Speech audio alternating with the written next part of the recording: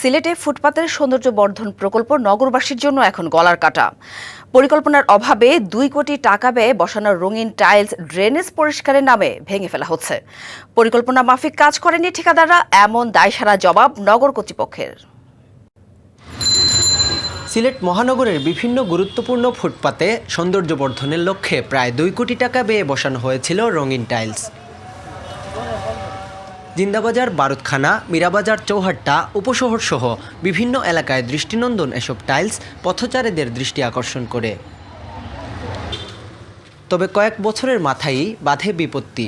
Drain পরিষ্কারের জন্য যত্রতত্রভাবে ভেঙে ফেলা হচ্ছে টাইলস। ফুটপাতে দেখা দিয়েছে খানাখন্দ। এই যে কোটি কোটি টাকার টাইলস ভাঙ্গা হচ্ছে, এইটা কার বাবার টাকা? এটা জনগণের টাকা না, কারো সিটি কর্পোরেশনের বাবার টাকা।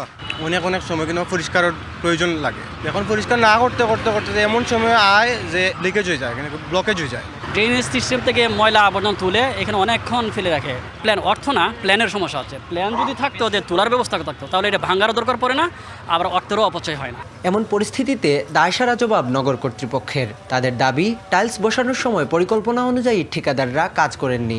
কাজ করতে গিয়ে দেখা যাচ্ছে কিছু কনস্ট্রাকশন ফল করার জন্য দেখা যায় একটা প্রকার আরেকটা প্রকার জোড়া লেগে গেছে, সেভাবে উঠানো যাচ্ছে না, যার জন্য এগুলি অনেক যাতে ভেঙে যাচ্ছে।